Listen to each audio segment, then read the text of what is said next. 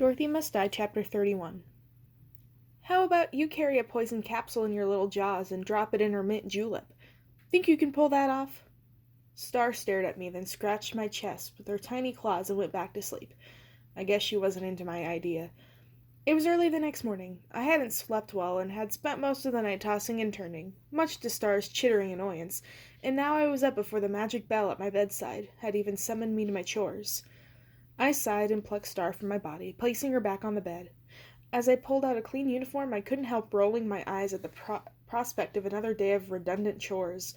The mysteries around the palace, Ozma, the wizard, Pete, were piling up, but I still wasn't any closer to figuring out the way to kill Dorothy. How many days of boring housework would I have to put up before Order made contact? If I wasn't careful, way more careful than I'd been yesterday in the solarium, it wouldn't matter. I'd be back in the dungeon.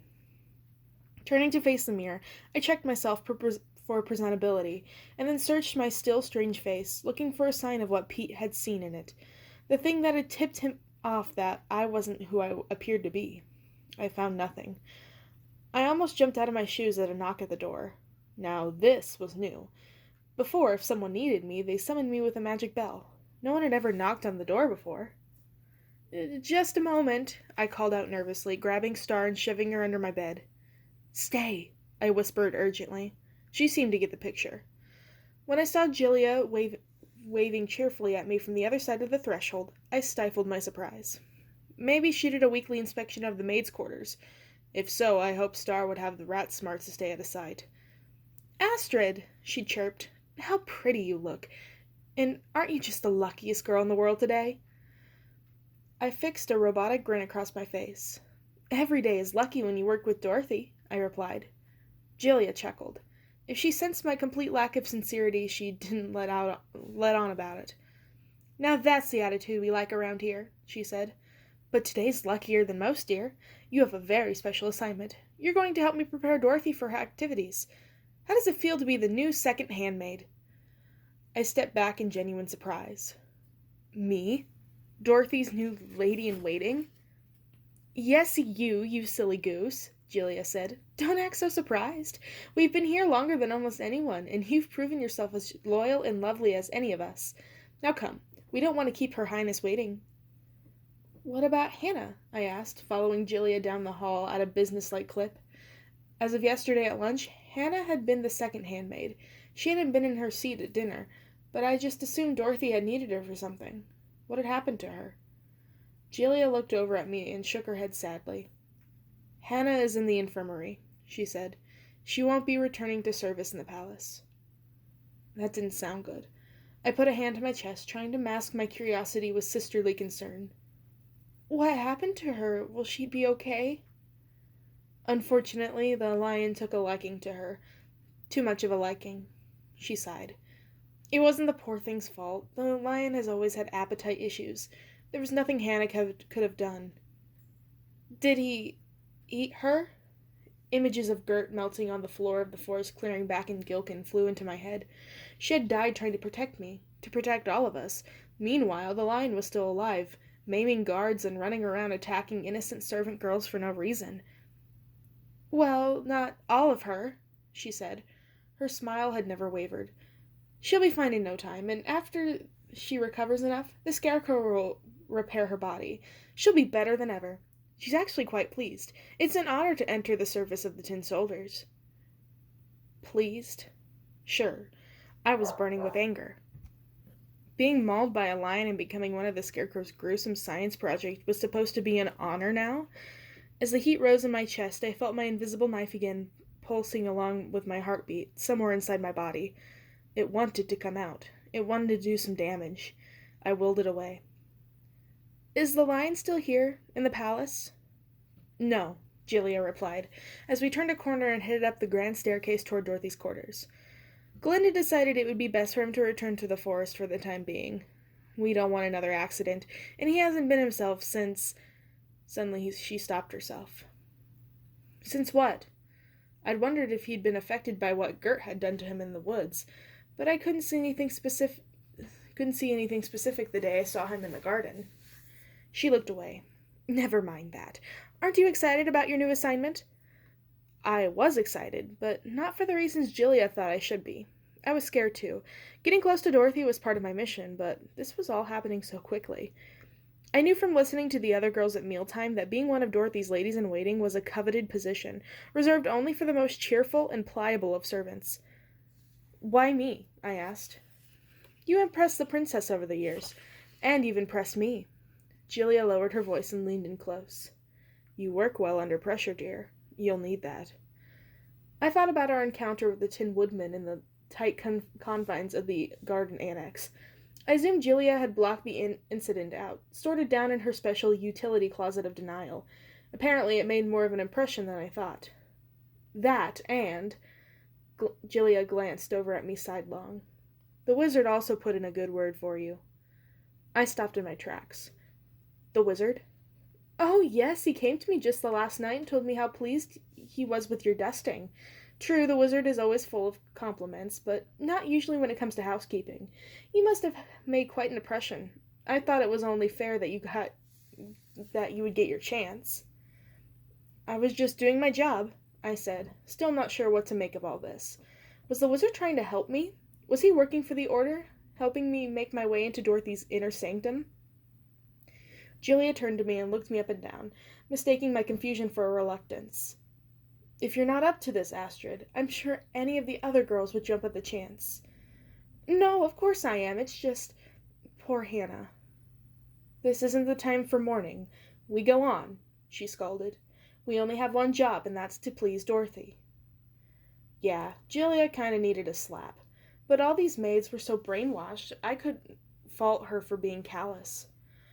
We arrived at the door to Dorothy's private chambers. It was green and heavy and gaudy as hell, carved from solid emerald and etched with an ornate floral pattern, the grooves lined with gold and jewels.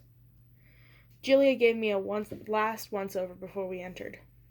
"Here," she said, digging into the pocket of her apron and pulling out a little gold pot. "You're really not supposed to use it, but just a little bit won't hurt." She unscrewed the lid and held it out to me. I cautiously dipped my finger inside and came back with a glob of shimmering, greasy stuff that reminded me of lip gloss. Indigo's face popped in my head, and I closed my eyes for a second, remembering what she told me about it. I smeared it across my lips, feeling the tingle as the perma smile took effect. It wasn't exactly comfortable. It felt like the corners of my mouth were being held apart by clothespins, but I guess that was better than accidentally letting Dorothy see me frown. I returned the canister to Julia, and she took a little for herself, refreshing her smile before placing the gloop back in her apron. When her hand came back out, she handed me a silver hairbrush. "Remember, it's 1,000 strokes, not 1,001, and not 999. Don't lose count. Dorothy will know. She always does. We've lost more than one girl that way. If there's one thing to say about Hannah, it's that she certainly could count." Julia knocked on the door, and after getting no response, pushed it open. As she entered, she looked over her shoulder and whispered back at me with one more bit of advice. "Whatever you do," she said, "don't touch the shoes." Dorothy's room was wall-to-wall pink. Pepto-Bismol pink, cotton candy pink, sunset pink, and every nauseating shade in between. A canopied bed was encircled with pink silken drapes. The floor was wall-to-wall pink shag carpet, and the ceiling overhead was covered in what looked like pink rhinestones that would probably make you go blind if you stared at them for too long. If Madison Pendleton ever made it to Oz, I thought, she could probably get a job as Dorothy's personal interior decorator. In the center of the room, a few feet from the bed, some kind of green powder had been sprinkled into the carpet in a wide circle. Inside it, a black terrier was racing around in excitement, chasing his own tail. I knew exactly who that was. Toto. When he spotted us, he bared his tiny teeth at me and growled. Julia stepped carefully around him. I did the same, and as I did, Toto lunged at me but hit an invisible barrier. Undaunted, he got back up on his little feet and tried again. I jumped despite myself. "Don't mind him," Julia said, waving her hand. "He's having another time out. He's a sweet little thing, but he sometimes has problems controlling himself." It was no surprise that Dorothy's little dog was as vicious as she was. As for Dorothy herself, though, she was nowhere to be found.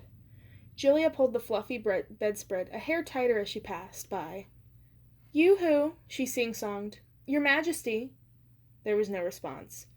"She's probably in her favorite place," Julia said, pulling open a door. Calling it a closet was an understatement. It was as big as one of the caves back in the Order. There were dresses, mini and maxi, corseted and flowy, and ball gowns and short shorts and skinny pants. The clothes were endless in their variety, but they all had one thing in common. They all bore a familiar blue checked print. When I checked it out and ran my fingers against the fabric of a checked jumpsuit, it dislodged itself from the others and floated out ahead of us as if it were being worn by an invisible model. I touched a hat next, and joined the dress in its strut down the runway. Julia gave me a sharp glance and touched both items, launching them right back to their original spots. I grimaced in silent apology. We continued through the closet, with no Dorothy in sight. Besides her royal awfulness, there was something else that was conspicuously absent amongst the rows and rows of shoes. There wasn't rows and rows of clothes. There wasn't a single pair of shoes. We finally found Dorothy in the back, stretched out on a long chaise covered in pink paisley swirls. She was wearing a long silk robe, still in the blue gingham pattern, and the toes of her red heels poked out from underneath it. Even in her pajamas, she never took them off. Did she sleep in them? "You're late," Dorothy said icily, looking up from a fashion magazine called Her Majesty. Her own face perma-smiled at me from the cover. "I'm sorry, ma'am," Julia said, casting her eyes to the floor. "There was a disturbance with one of the other maids. Astrid will be taking Hannah's place." Dorothy glowered at me. "Can she count?" "She's a wonderful counter," Julia said. I nodded in agreement, but Dorothy had already stopped caring. She threw her head back and stretched, clapping her hands together. "Where are we on the guest list for the ball?" she demanded. "Everyone who's anyone will be there," Julia asserted. "Ginger Polychrome. I even heard from the Scraps, the patchwork girl." Dorothy frowned, like she wasn't all that impressed with her guest list.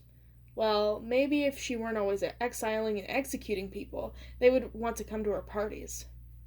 "Whatever," Dorothy snapped, and pointed to the tray of nail polish that was sitting in the small vanity in the corner. "Anna, nail polish." It took me a second, and a look from Julia, to figure out that Anna was me. I nodded shyly and brought the tray over, wondering where I was supposed to put it. Julia just tapped it quickly and it floated right out of my hands, hanging steadily in the air. "What would you like today?" Julia asked, surveying the rainbow of polishes. I was happy to see at least when it came to her manicures, Dorothy had a sense of variety.